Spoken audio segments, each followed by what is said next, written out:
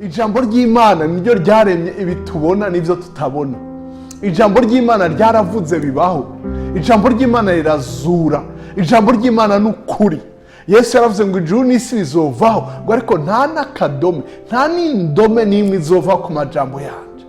Hariho abagerageza kwandika ku buzima bwawe, hariho abagerageza kwandika ibyo bakwiyumvirako, ariko reka wemere ico ijambo rikuvuga ko bakunzi twama dusanga ijambo ry'Imana mu kiganiro igihe c'impemburo.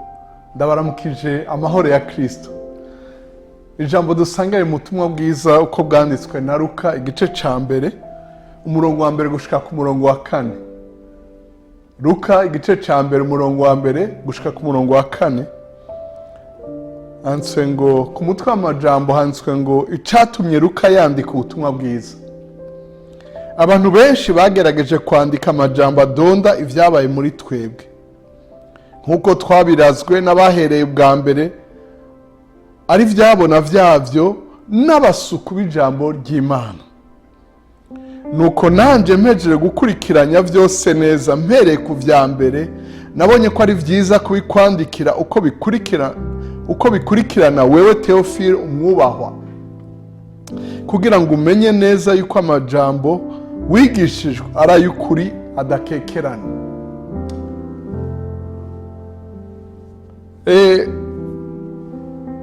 Ijambo dusangira ni rivuga ngo abasuku b'ijambo ry'Imana. Ndakwifurije kuba umusuku w'ijambo ry'Imana. Haleluya.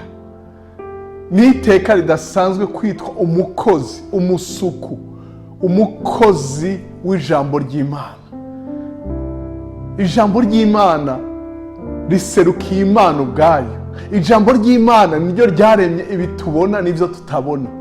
Ijambo ry'Imana ryaravuze bibaho. Ijambo ry'Imana rirazura. Ijambo ry'Imana n'ukuri. Yesu yaravuze ngo ijuru n'isi bizovaho, ngo ariko nta n'akadome, nta n'indome n'imwe izova ku majambo yanje. Ijambo ry'Imana ni Kristo bwiwe. Haleluya. Ijambo ry'Imana rirarema, rirazura, rirakiza, riragwiza, rica inzira hatagira inzira. Ijambo ry'Imana n'umuco tumurikira mu nzira. Ijambo ry'Imana ni itara rimurikira ibirenge vyacu. Ijambo ry'Imana ngo yarishize hejuru kurirutisha ikindi kintu cyose.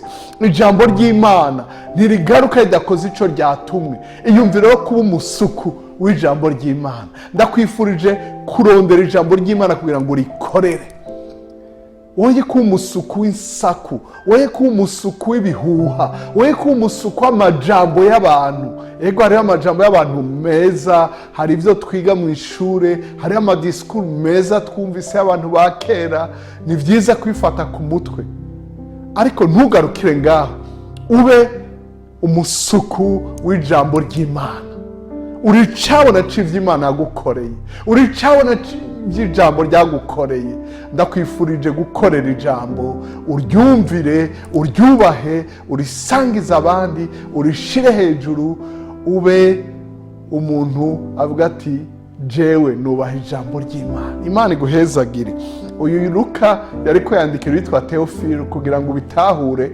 Wibaza ingene Theophile azamo. Kera igitabo carihwa n'umuntu, kandi uwakiriha niwe wacucandikira. Wacandikira uwo niwe yaca kigwiza uko agomba. Luka niko yanditse, no mu vyakozwe n'intumwa mu gice ca mbere niko yandikiye Theophile. Niho tumenya ko ari Luka yanditse vyakozwe n'intumwa. Imana iguhezagire rero ibi ijambo ry'Imana rikwire hose, kugira ngo n'abandi bamenye ko amajambo bigishijwe ari ay'ukuri adakekerana.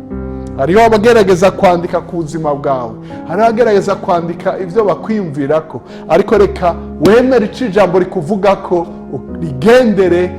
Yavuze ngo hariho abagerageje, ngo abantu benshi baragerageje ku murongo wa mbere, n'ubu baracagerageza. Hari abagerageza kwandika kuri Afrika, hari abagerageza kuvuga Afrika uko bigombeye kugira ngo bahende abantu, ariko hari ico Imana ivuga ko n'umugabane Imana ifise ku mugambi mwiza. Muze usome muri Yesaya 19, Yesaya 20, Yesaya 18. Hariho amasezerano meza cyane ku mugabane wacu wa Afrika. Hariho Egiputa, hariho Kushi, hariho Sheba, hariho kurene, hariho amajambo menshi avuga kuri Afurika. Imana iguhezagire, ugendere mu ijambo ry'Imana urikorere, naryo rigukorere, uragahezagirwa wowe n'abawe mu vyawe aho uri hose.